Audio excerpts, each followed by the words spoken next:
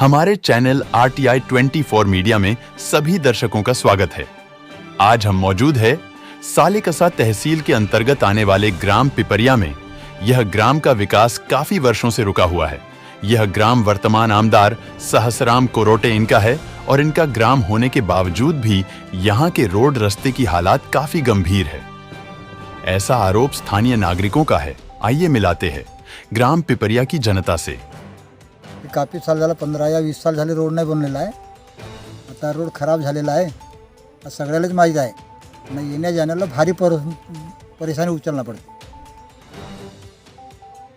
याच्याला मी म्हणता की जल्दी से जल्दी रोड बने। कोणी आमदार आहे, खासदार आहे, यांच्याकडून जर बनते तर अच्छा आम्हाला तुम्हाला लोकले जनताले जगाला सुविधाजनक होऊन जाईल। हो, होणारा मेयर लगत कोशिश करते, मगर हा शेतराम जिथं काही ध्यानच नाही देऊन राहिले। आता इथं थोडी दिला ना, तिथून अटक मांडून दिला, गलाटला बी नाही गेली। त्या दिवसाचा झाला, शेषरामजी आले ते बी काहीच नाही करून राहिला। हेच आले कोणी ते बी काहीतरी, तेव्हा संजय पुराण होतं त्यापैकी तर काहीच होते। आता काही वाटलं तर इथं काय बनवतच नाही, तर आता आजवरी काही बनवलंच नाही, काही शेत नाही केलं तर काय सांगून तर तेथून तो हल बिटल्यापासून तो जरासा ते थोडी नंतर मोडाईवरी ते सोडून गेलं। तिकडे गलटल्यावर तसाच आहे। स्थानिक आमदार आहेत ते लक्ष देतात का नाही? हा, लक्ष देते तर असं आजवरी राहता का? आता तुम्हीच एवढं करायला, आम्ही तर काही बरं करून का? जसं सांगतो तसं हो भाई बोला।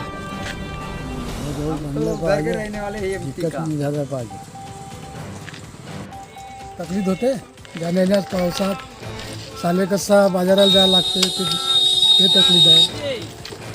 लक्ष देत नाही म्हणून तर नाही होऊन राहिला, लक्ष देतच नाही म्हणून ते रोड नाही होऊन राहिला। ते दिसून राहिला ना, याच्या भाऊ होणार बी आहे। मी बनवून सणा ठेवतो म्हणलं, माझी वस्ती आहे, माझा हे आहे, हां का बनवून सणा ठेवलं? कोण तुमचे भाऊ कोण होत? शेषराम कोरोटे। शेषरामजी कोरोटे, हो। अच्छा, त्यांनी तुमच्या गावाकडे लक्ष नाही दिला का? कुठे दिलं तर असं ऐकलं नाही का रोड? हा किती वर्षापासून रोड खराब आहे तुमच्या? हा तो 7-8 वर्ष होऊन गेला होती। अच्छा, म्हणजे आमच्या आमदार कोरोना लागला म्हणे, काम करी म्हणे, कोरोना लागला तर हा असं आहे का? तर आता तर त्याला दिसून राहिला होता, आता तरी ध्यान देवाचा होता का नाही? हां असा म्हणतो आता खुद्दचा आमदार माझा भाऊ आहे, उद्या त्याची बस्ती याची आहे, काय करायला तर? हां नेऊ दे ना, रिपोर्ट नेलं तर अच्छा होते ना। काही हे थोडी आहे आपल्याला। आता घरच्यात आमच्या आता आपल्या गावाला नाही बनवलं, कोणाला बनवून सांगा आता तुम्ही पाहिजे। आमचा सगळं जर काम झाला तो याच्यावर आपण सगळ्यावर सब चांगलाच आहे। तुम्ही बनवून द्यावा तर आम्ही आमच्या खऱ्या गोष्ट राहतील, बनवून शरी देतात पूर्ण खराब। सालेकसा एरिया आहेत ना, लागू आहे, आमगाव बी लागू आहे, इकडे MP बी लागू आहे, पूर्ण खराब आहे। काय सांगणार येथील स्थानिक विधायक आहेत तुमचे, यांनी आतापर्यंत लक्ष दिला का? काहीच नाही दिलं, काहीच नाही दिला। त्यांना उद्घाटन करून त्यांनी सोडला, पण काही कामं नाही आली। म्हणजे आतापर्यंत फक्त उद्घाटन, फक्त नावापुरतं झालं आहे, गावामध्ये विकासाचे कामं झाले आहेत। त्याचे कामं नहीं झाले, या रोडचे नहीं झाले। नमस्कार दर्शकों, RTI 24 मीडिया इस न्यूज चैनल में सभी दर्शकों का फिर से एक बार स्वागत है।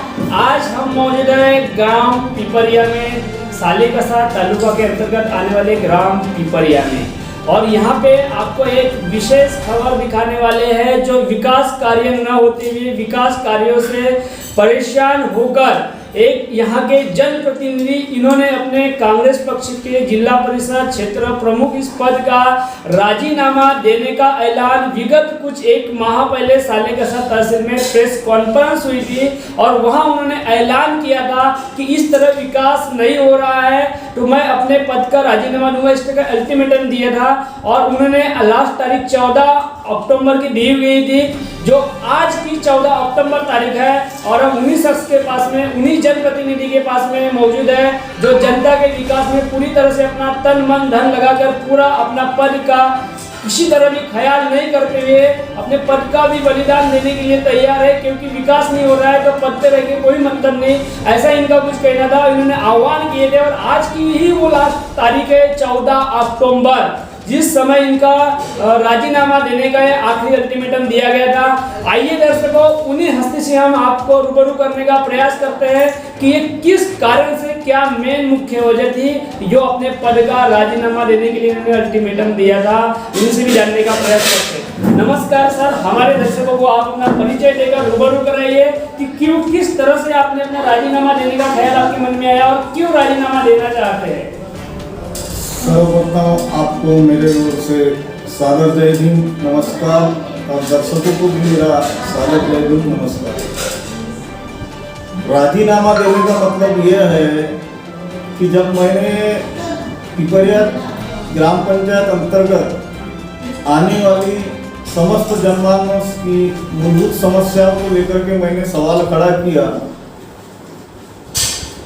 शासन प्रशासन से मांग की कि इन समस्याओं को अगर आपने 1 नवंबर तक के अगर नहीं सुलझाया तो 15 नवंबर को मैं पांडरी गल्ला टोला रोड पर स्थित बिरसा मुंडा प्रतिमा के सामने बिरसा मुंडा चौक में हड़ताल करूंगा। इस बात को लेकर के मैंने पत्रकार परिषद लिया। पत्रकार परिषद के माध्यम से जब बातें सामने आई तो मेरे जो जनप्रतिनिधि है, मैं जिस पक्ष से बिलोंग करता रहा उस पक्ष से यहाँ पर ग्राम पंचायत से लेकर के आमदार विधायक तक के उसी पक्ष से है, तो इन सभी का सवाल आया कि तेरे कारण हमारी बदनामी हो रही है, तो तेरे को ये भूख हड़ताल वाला कदम पीछे लेना पड़ेगा। तो मैंने स्पष्ट किया कि अगर मेरे कारण आपकी बदनामी हो रही है तो मैं अगर पक्ष विरोधी कार्रवाई अगर पक्ष विरोधी अगर कोई काम कर रहा हूँ तो मेरे को पार्टी से निष्कासित कर दो। उन्होंने निष्कासित नहीं किया और बार बार उनका वही कहना आया कि ये पार्टी को बदनाम करने का प्रयत्न कर रहा है।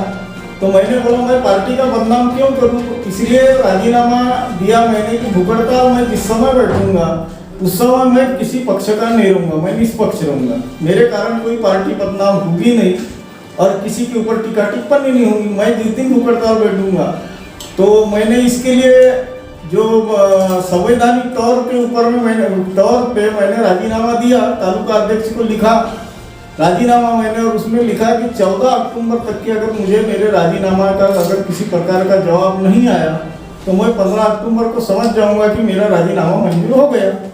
यानी आज का आखिरी दिन है, कल मैं समझ जाऊंगा कि मेरा पार्टी से राजीनामा मंजूर हो गया। तो आपका आज 14 अक्टूबर आखिरी दिन है, आज तक आपको कुछ इसी तरह के कुछ सकारात्मक बदलाव नजर में आए क्या विकास के दौर पे? क्या आप राजीनामा लेने का बिल्कुल तय ही कर लिए? क्या कहना चाहोगे? सकारात्मक जवाब ऐसा कुछ नहीं आया, सिर्फ ये आया कि तू राजीनामा तेरा मंजूर नहीं किया जाएगा और तू ये भूख हड़ताल वाली बातें मत कर, इस कार्यकाल में नहीं हुआ काम तो अगले कार्यकाल में होगा। लेकिन मैंने उनको वही जवाब दिया कि तुम्हारा कार्यकाल भले ही समाप्त हो जाए लेकिन मेरे कार्यकाल की शुरुआत हुई है, अभी 10 महीने हो चुके हैं, मैं उप सरपंच पद पर हूँ। इस ग्राम पंचायत की जनता का मुझ पर बहुत बड़ी एक आशा की किरण है कि ये ग्राम पंचायत में गया तो कुछ ना कुछ करेगा, क्योंकि हर बार मैं यहाँ की समस्याओं को लेकर के शासन प्रशासन से लड़ते झगड़ते रहा, तो अब मेरे को उन्होंने जो मौका दिए तो उनकी आशा है और उनकी आशा के अनुरूप मेरे को काम करना है, चाहे मुझे मर जाना पड़ेगा चलेगा। भूख हड़ताल के बाद में, भूख हड़ताल के समय में मेरे साथ में कौन आता है, मेरे को कौन सहकार्य करता है, ये देखने में आएगा, समय पर पता चलेगा कि कोई आता है सामने या नहीं आता है, क्या मुझे अकेले मरने पर छोड़ दिया जाता है। लेकिन एक बात जरूर है, मेरे साथ में मेरी जनता है, इतना मेरे को मालूम है, क्योंकि जनता त्रस्त है यहाँ की समस्याओं को लेकर के। आपने खुद आए होंगे तो देखे होंगे यहाँ की रोड रास्तों का हालत, यहाँ की मूलभूत समस्या, यहाँ के जिस नहर से है उस नहर की हालत, यानी किसानों के खेतों तक के पानी नहीं पहुँच पाता, रास्ते से लोगों का आना जाना नहीं होता, प्राथमिक स्वास्थ्य की सेवा नहीं है, 20 किलोमीटर यहाँ से दरे कसा जाना पड़ता है प्राथमिक सेवा के लिए, कावरा बांध जाना पड़ता है, साले कसा जाना पड़ता है, जाते जाते कई रास्ते में हादसे हो जाते हैं, कई मरीज रास्ते में मर जाते हैं और ये बहुत पुरानी मांग है। और ये प्राथमिक आरोग्य केंद्र यहाँ पर पिपरिया में होना चाहिए, इस बात को माननीय स्वास्थ्य विभाग ने भी कर लिया है। स्वास्थ्य विभाग की ओर से भी प्रस्ताव चला गया है कि पिपरिया में प्राथमिक आरोग्य केंद्र अति आवश्यक है, क्योंकि ये अति संवेदनशील और नक्सलग्रस्त प्रभावित क्षेत्र के नाम से जाना जाता है और ये 100% आदिवासी बाहुल्य क्षेत्र है। पिपरिया बोले तो 100% आदिवासी बाहुल्य क्षेत्र है और आमगांव देवरी विधानसभा के अंतर्गत पिपरिया यह सबसे बड़ी ग्राम पंचायत है। लोकसभा के लोक संख्या के हिसाब से, भौगोलिक क्षेत्र के हिसाब से और यहाँ नक्सलग्रस्त यह ग्राम पंचायत होने की वजह से आदिवासी नक्सलग्रस्त भाग के विकास के लिए शासन का करोड़ों रुपया प्रतिवर्ष निकलता है शासन की तिजोरी से, लेकिन वो पिपरिया को आता ही नहीं। मेरे को ये समझ नहीं आ रहा है कि ये पैसा जाता कहाँ है।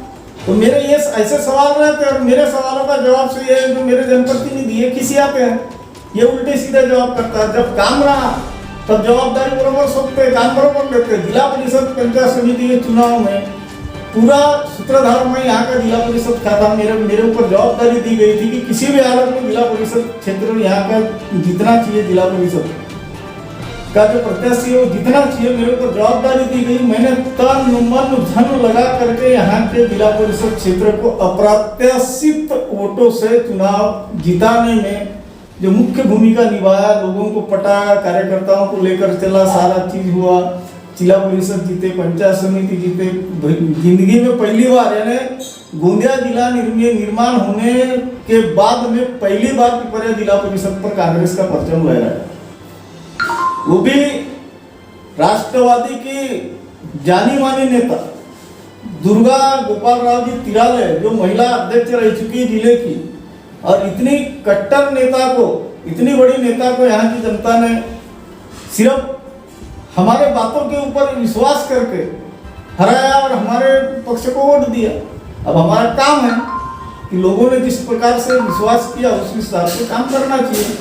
आपने जिस तरह से संवैधानिक रूप से ये जो मुद्दा उठाया है, अपना जो पॉलिटिशियन विषय को साइड में रखते हुए अपने पद का भी आपने फिक्र नहीं किया है, क्योंकि जनता के हित के लिए और अपने ग्राम के गांव के विकास के लिए जो रोड रास्ते जो खराब है, तो हम आपको पूछना चाहेंगे जो आपके क्षेत्र के जो रोड रास्ते बहुत खराब है। अभी हमारी मीडिया की टीम आते आते ही हमने रास्ते में 3 हादसे देखे थे।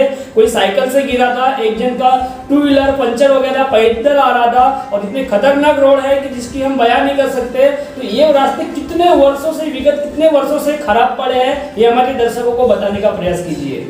ये रास्ते पिछले 40 वर्षों से खराब है और ये रास्ते होना चाहिए, इसके लिए मैं सतत प्रयत्नशील हूं।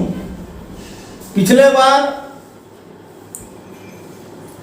G24 तास के संवाददाता को बुला करके यहाँ के पूरे रोड रास्तों की वीडियो रिकॉर्डिंग करके सभी चैनलों के माध्यम से, पेपरों के माध्यम से इस यहाँ की समस्याओं से प्रशासन शासन को अवगत कराए, पत्रों के माध्यम से, निवेदनों के माध्यम से समस्याओं को अवगत कराए, लेकिन समस्या हल होने का नाम ही नहीं लेती। प्रश्न ये है। अच्छा, हमें ये बताइए, आपने अभी तक ये सारी चीजें बताई कि हमने अपना पॉलिटिकल जो पद है, जिला परिषद प्रमुख सदस्य, जो भी आपका पद था, वो आपका राजीनामा देने का आपने प्रयास किया है। तो आप मुझे ऐसा बताएं कि ऐसे कौन से वो महान आमदार है, ऐसे कौन सी पार्टी, जिस पार्टी से आप बिलोंग कर रहे थे अभी तक, वो हमारे दर्शकों को अभी तक आपने नहीं बताया। तो वो आमदार जी कौन है, उनका नाम और उस पार्टी किस पक्ष से आप बिलोंग कर रहे थे, किस पक्ष से आप राजीनामा दे रहे हैं, वो थोड़ा बताने का प्रयास कीजिए। देखो, अपने शिक्षा पूरी होने के बाद मैंने 1999 में कांग्रेस की प्राथमिक सदस्यता ग्रहण की। स्वर्गीय भरत भाऊ जी वयकार जो राज्य के पूर्व मंत्री थे, इनके नेतृत्व में मैंने पूरा संगठन का काम किया। उसके बाद में ये राका आई यहाँ पर, पार्टी के 2 फुट हो गए। पार्टी के 2 फुट होने के बाद में कांग्रेस यहाँ पर कमजोर हो गई। उस कमजोर कांग्रेस को अपने इस रूप में लाने के लिए मैंने संगठन में लगातार काम किया और काम करते करते आज इस मुकाम में आए कि आज जिला परिषद में सदस्य, पंचायत समिति में सदस्य, ग्राम पंचायत हमारी है। आज इस मुकाम में आए। मैं कांग्रेस पक्ष से बिलोंग करता हूँ और हमारे सम्माननीय विधायक है, हमारे बड़े भाई है, भाई का मेरा रिश्ता है उनके साथ में। तो हमारे बड़े भाई सहसराम भाऊ पुरोटे विधायक है और उनसे बहुत बड़ी अपेक्षा लेकर के मैच नहीं, मेरे पिपरिया की पूरी जनता बहुत बड़ी अपेक्षा लेकर के बैठी हुई थी कि भाऊ विधायक बने हैं, उनका ये पैतृक गांव है तो यहाँ की समस्या सुलझाएगी जाएगी, लेकिन समस्या सुलझाने में अभी उनको बोल नहीं सकते क्योंकि साल भर बचा है उनका, साल भर में कर भी सकते हैं, नहीं कर सकते ऐसा नहीं बोल सकते हैं। तो ये साल भर में ये समस्या अगर सुलझ जाती है तो समझ लो कि लोगों के विश्वास पर वो खरे उतर गए, ऐसा समझ लो। अगर साल भर के अंदर में समस्या सुलझाई जा सकती है। लेकिन आज तुमने जो 14 अक्टूबर जो लास्ट दिया था, यहाँ तक तो समझ में आ रहा है कि आपकी जो अपेक्षा थी उसके ऊपर में आमदार साहब ने पूरी तरह से पानी फेंक चुका है, ये साबित हो रहा है, क्योंकि अभी तक कोई सकारात्मक जवाब आया नहीं है। तो इसके बाद में अगर आपका सकारात्मक जवाब नहीं आया, फिर आपने अगर राजीनामा भी दे दिए तो उसके बाद में फिर आपका क्या कदम रहेगा? राजीनामा देने के बाद किस तरह से आप विकास करने का कुछ प्लान आपने सोच रखा है क्या? राजीनामा देने के बाद में वही है जो बरसों से जो चलते आ रही है, संवैधानिक तरीके से शांतिपूर्वक किसी प्रकार की हिंसा न भड़काते हुए भूख हड़ताल करूँगा। मैं शांतिपूर्वक भूख हड़ताल करूँगा और जब तक के मेरे को सकारात्मक जवाब नहीं मिलता तब तक के मैं बैठा रहूँगा। जनता मेरे साथ में है, आजू बाजू के गाँवों से मेरे को फोन आते हैं कि तू चिंता मत कर, जैसा भी होगा। और मरने के लिए तो मैं डरता नहीं, सबसे बड़ी बात मेरे को इनको ऐसा लगता होगा कि ये मर जाएगा, मरने के लिए डर जाएगा, ये बैठेगा नहीं, तो मरने के लिए मैं डरने वाला नहीं हूँ। क्योंकि मैं ये जो फोटो ये जो लगाया हूँ तो ये फोटो ये कोई तमाशा करने के लिए नहीं लगाया हूँ। मैं इनके सब ये जो मेरे महापुरुष है इनके विचारों के आधार पर मैं जीने वाला आदमी और इन्हीं के आधार पर मैं काम करता हूँ। तो जब बिरसा मुंडा उम्र के 25 साल में शहीद देश के लिए हो सकता है, शहीद भगत सिंह उम्र के 23 साल में हंसते हंसते फांसी पर चढ़ सकता है, तो मेरे तो उम्र के 48 साल हो गए। मेरे को मरने के बाद जीने का कोई टेंशन नहीं है और मैं मरूंगा तो अपने समाज के लिए मरूंगा, अपने क्षेत्र के विकास के लिए मरूंगा। मेरे को मरने जीने का कोई टेंशन नहीं, मैं भूख हड़ताल में बैठना मेरा तय। यानी आपने अपना तन मन और धन पूरी तरह से जनता के विकास में लगाया गया है, आपके बातों से अंदाजा लगाया। और आपने यहाँ पे जो महापुरुषों की फोटो लगाया है, सिर्फ फोटो दिखने के लिए नहीं, लेकिन आप इनके विचारों को भी अनुसरण कर रहे हैं। ये बात आपके कहने पे से साबित हो रही है, क्या सही है? बिल्कुल बिल्कुल सही है, सही है। देखिए दर्शकों, धन्यवाद, आप हमारे चैनल के साथ अभी तक बने रहे हैं। देखिए दर्शकों, आज हमने आपको एक ऐसे जनप्रतिनिधि से मिलाने का प्रयास किया जिन्होंने किसी तरह से अपना पॉलिटिकल भविष्य न देखते हुए, एक जनता के भविष्य को देखते हुए अपने पद का भी बलिदान देने के लिए आज ये तैयार है। और आज ही वो 14 अक्टूबर जो लास्ट तारीख है, अभी तक इनके कांग्रेस पक्ष से किसी तरह भी इनका पक्ष का किसी तरह से विकास के कार्य में सहयोग नहीं मिला है, किसी तरह भी इनको सकारात्मक खबर नहीं मिली है, ये इनका आज कहना है। अब ये देखा जाएगा कि इनके राजीनामा देने के बाद किस तरह से भूख हड़ताल करते हैं और किस तरह से जनता के साथ विकास करते हैं। और भूख हड़ताल करते करते क्या इनको अपने जीवन को समाप्ति भी करना पड़ सकेगा? क्या इनके तरफ में प्रशासन शासन ध्यान देंगी? ये बहुत तरह तरह के मुद्दे यहाँ पे खड़े हो रहे हैं। दर्शकों देखिए, इस तरह के जनप्रतिनिधि से आपको मिलाया और इसी तरह की ग्राउंड रिपोर्ट और सनसनीखेज रिपोर्ट हमारे चैनल पे देखने के लिए हमारे चैनल को लाइक और सब्सक्राइब जरूर करें। जय हिंद, जय महाराष्ट्र।